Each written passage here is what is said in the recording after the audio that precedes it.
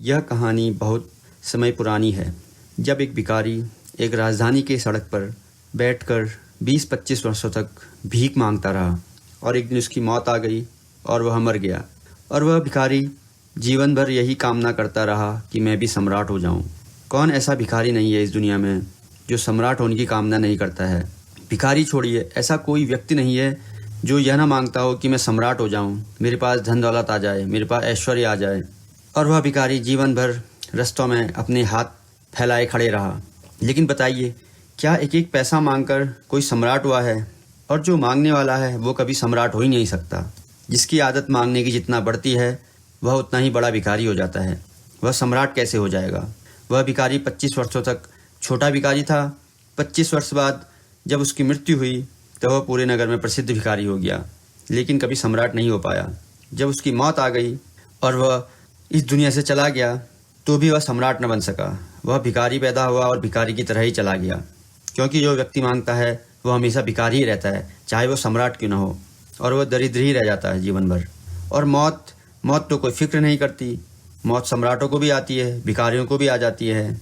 और सच्चाई शायद यही है कि सम्राट थोड़े बड़े भिखारी होते हैं और भिखारी जरा छोटे सम्राट होते हैं। दोनों में कोई ज़्यादा फर्क नहीं है। जब वह भिखारी मर गया तो लोगों ने उसकी लाश को उठाकर फिकवा दिया और फिर उन्हें लगा कि यह भिखारी जहाँ पर 25 वर्ष तक बैठकर भीख मांगता रहा वह सब जगह गंदी हो गई है।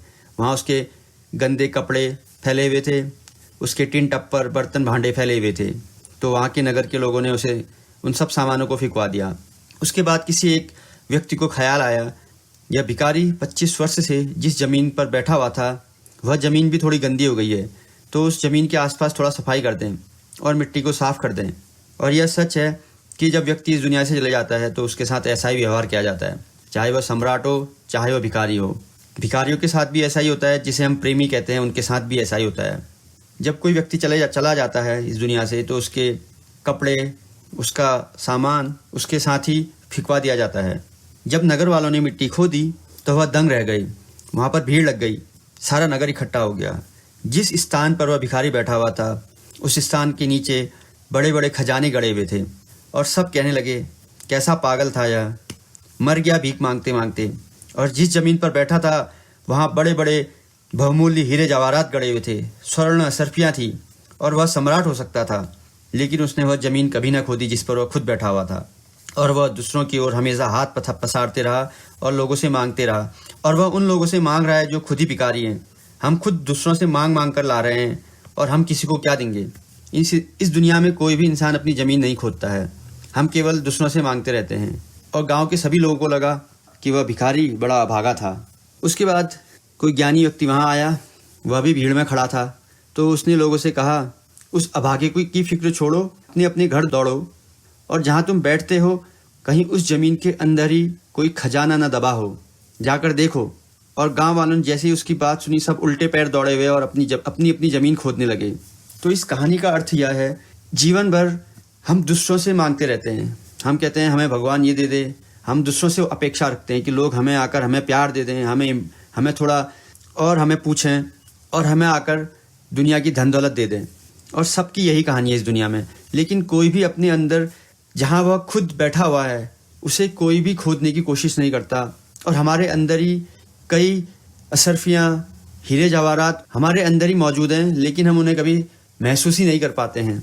आपने सुना है, एक कहावत है कि कस्तूरी कुंडली बसे मृग ढूंढे वन माही, ऐसे घटी घटी राम है दुनिया देखे नाई।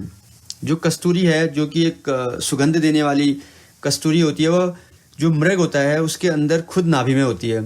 और वह हिरन जीवन भर यह ढूंढता है कि वह कस्तूरी की खुशबू कहाँ बाहर से आ रही है।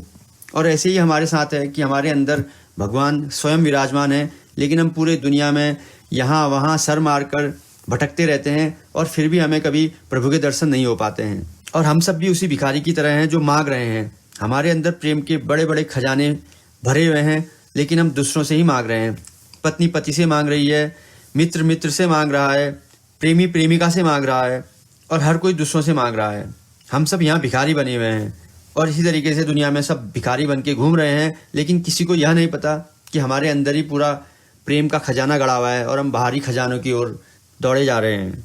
और यह कैसे हो सकता है कि हम अपने अंदर के खजाने को ना खोजें और बाहर के लोगों से जो हमें मिल रहा है और हम यह सोचें कि जो हमें लोग दे रहे हैं, जो हमें दुनिया से मिल रहा है, उससे हम अमीर हो जाएंगे। जब तक हमारे अंदर प्रेम और संतुष्टि नहीं आएगी तब तक हमें परमात्मा की प्राप्ति नहीं हो सकती है। आपको अपने अंतर मन में झांकना पड़ेगा, अपने अंदर निहित प्रभु को, हरि को, आपको उस पर अपना ध्यान लगाना पड़ेगा, न कि बाहरी मंदिरों में, मस्जिदों में, गिरजाघरों में जाकर आडंबर करके और दूसरों को प्रताड़ित करके हम यह सोचते हैं कि हमें प्रभु के दर्शन होंगे। ऐसे लोगों को कभी कोई प्रभु नहीं मिलता। ऐसे लोग केवल जीवन भर ढकोसला करते रहते हैं, हम आडंबर करते रहते हैं, पाखंड करते रहते हैं और हम ऐसे ही एक दिन इस दुनिया से चले जाते हैं और हमें प्रभु तो छोड़ो, हमें दूर दूर तक कहीं तक धूल के दर्शन भी नहीं होते हैं।